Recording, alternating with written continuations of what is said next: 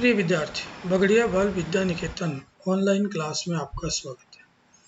हम पढ़ रहे हैं कक्षा 8 बसंत का अध्याय 2 लाख की चूड़ियाँ के अभ्यास प्रश्न। पिछली ऑनलाइन क्लास में हमने इस पाठ को समाप्त करके इसका एक प्रश्न किया था। आज हम इसके शेष जो प्रश्न हैं उनको करेंगे।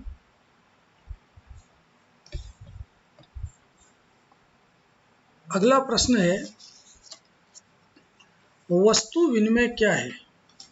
विनिमय की प्रचलित पद्धति क्या है?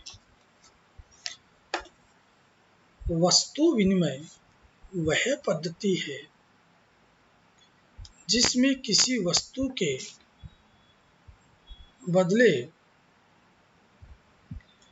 मनचाही वस्तु प्राप्त की जाती है।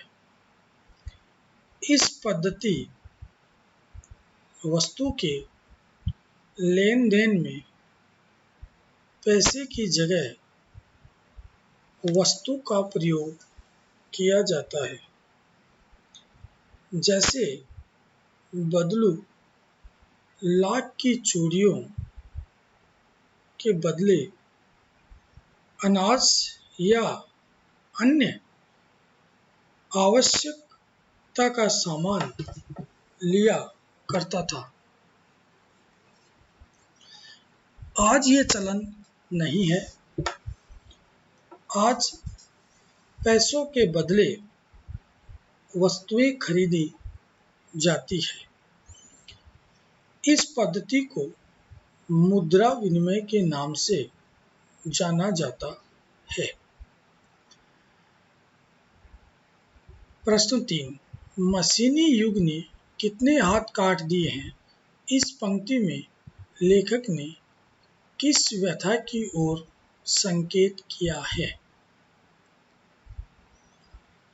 मशीनी युग ने कितने हाथ काट दिए?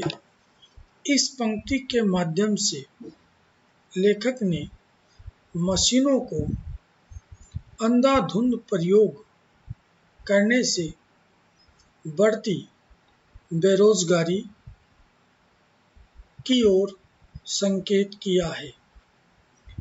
केवल कुछ ही मशीनों द्वारा सैकड़ों मनुष्यों के बराबर काम हो जाता है। बेरोजगारी के कारण वे भूखमरी के शिकार हो जाते हैं।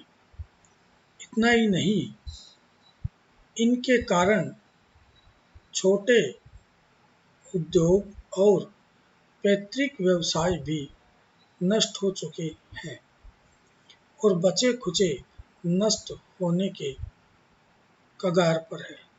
लेखक ने कारीगरों की इसी व्यथा की ओर संकेत किया है। प्रश्न 4, बदलू के मन में ऐसी कौन सी व्यथा थी जो लेखक से छिपी न रह सकी? लाख की चूड़ियों के कुशल कारीगर बदलू का काम मशीनों के आने से छिन चुका था। वह असहाय और लाचार हो गया था। जिन कांच की चूड़ियों से उसे नफरत थी, आज सब जगह उसे वही दिखाई पड़ रही थी। अब हाथ की कारीगरी की अपेक्षा सुंदरता तथा चमक दमक को महत्व दिया जाने लगा था। बदलू के मन की ये व्यथा लेखक से छिपी न रह सकी। प्रश्न 5, मशीनी युग से बदलू के जीवन में क्या बदलाव आया?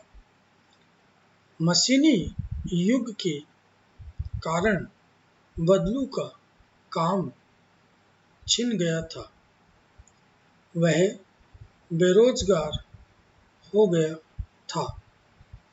उसे गरीबी का जीवन जीना पड़ रहा था। उसे अपनी गाय बेचनी पड़ी थी। वह कमजोर तथा वृद्ध हो गया था और बीमारी तथा चिंतित रहने लगा था। इस तरह से इस अध्याय के हमने आज 4 प्रश्न और 1 प्रश्न पहले पूरे 5 प्रश्न कर लिए। अगली ऑनलाइन क्लास में हम नए अध्याय के साथ फिर मिलेंगे। तब तक के लिए धन्यवाद।